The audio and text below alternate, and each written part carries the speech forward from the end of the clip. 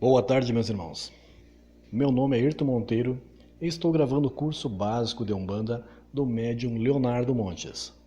Hoje, capítulo 33, Rituais. Quando se fala em ritual, geralmente a imagem que surge em nossa mente é de algo sombrio, feito por pessoas em algum porão ou cemitério, certo? Se você pensou em algo assim, não se culpe.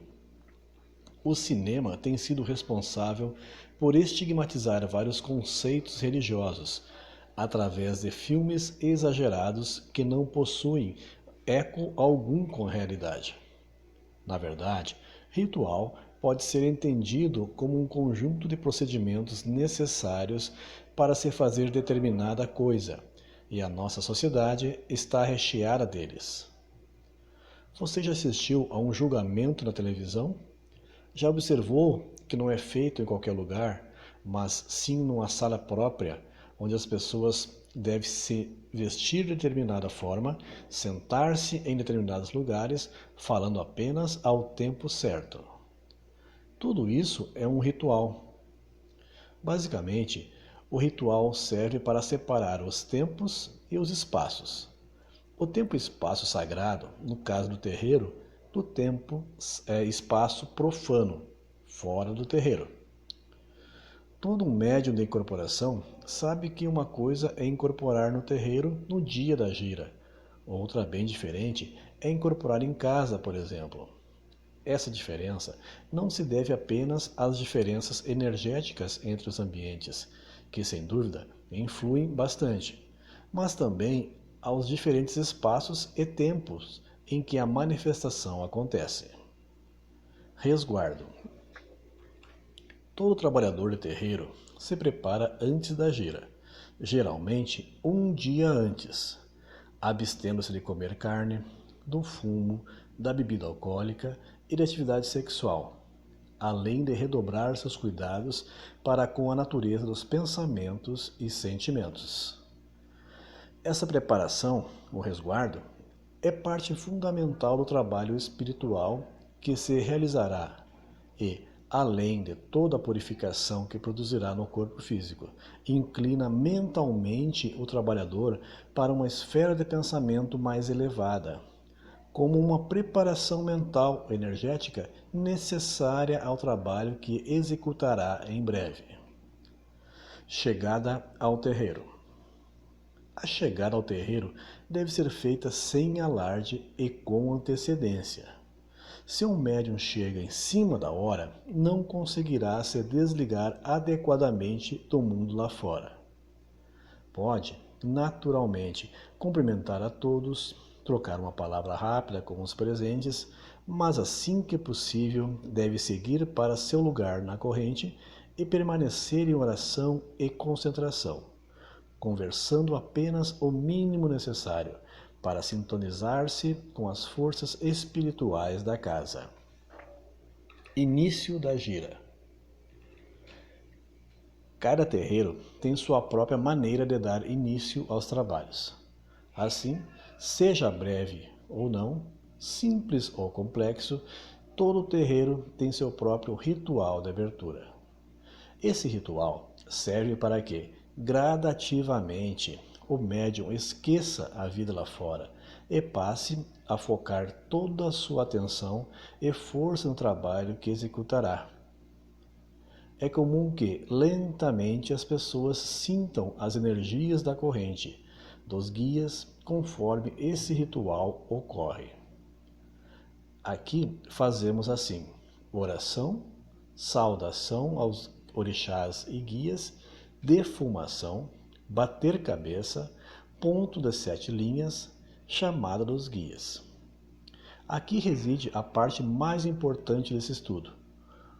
O ritual não é o fim, e sim é o meio. O ritual serve apenas para preparar, ambientar, direcionar as forças físicas, mentais e espirituais das pessoas para que o trabalho espiritual possa acontecer. Portanto, a força do trabalho não está no ritual em si, mas em como aquele ritual é capaz de fazer com que cada um dê o máximo de si durante o trabalho. Batismo. Cada terreiro desenvolve a sua própria ritualística no que se refere ao batismo. Contudo, é comum que se batize crianças e também adultos. Nesse trecho do estudo, não quero me prender a fórmulas, mas gostaria de falar sobre a essência. O batizado na Umbanda é um momento muito importante da vida espiritual da pessoa. Só deve ser realizado se realmente a pessoa estiver bastante certa de que deseja mesmo seguir por este caminho durante toda a sua vida, pois é a reafirmação perante toda a comunidade e todos os guias do compromisso espiritual assumido. O batismo da criança tem por finalidade pedir a proteção das entidades durante o seu crescimento e desenvolvimento.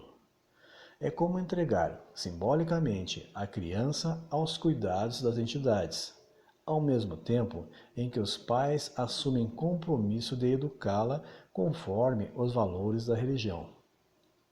Claro que, futuramente, ela pode decidir se quer ou não continuar na religião. Casamento.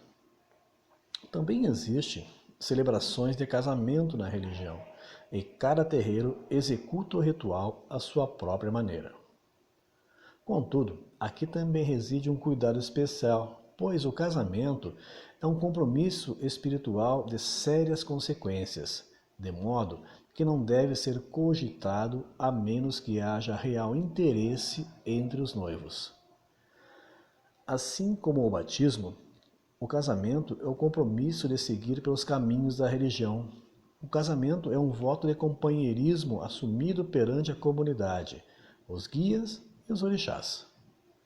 Existem outros rituais na religião, mas estes são os mais comuns. Exageros.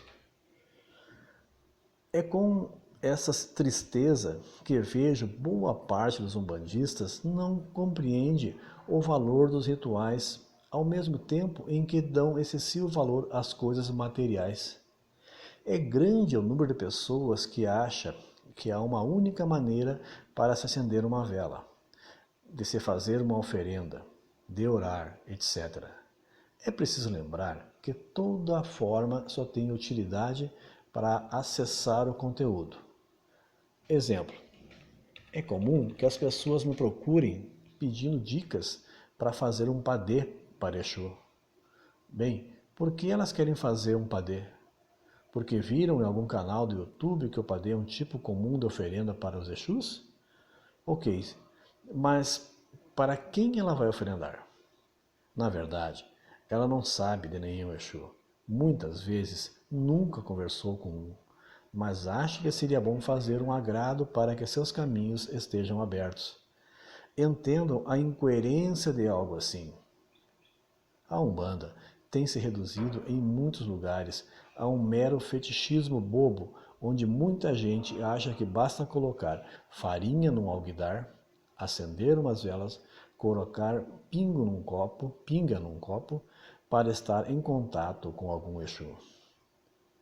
Se a pessoa não conhece um Exu, se não frequenta terreiros, se não é médium de um Exu, para que fazer algo direcionado a Exu? Seria a mesma coisa que um cristão devoto, repentinamente, resolvesse orar para Shiva, muito embora ele nada conheça de Shiva.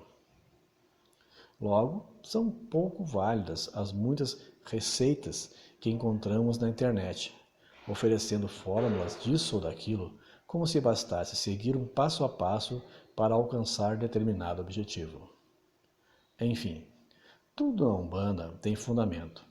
Exige preparação, conhecimento de causa e não um mero ritualismo reduzido à expressão pobre de fetichismo tolo através de uma receitinha de internet. Aqui acaba o capítulo 33. Muito obrigado a todos e até o próximo.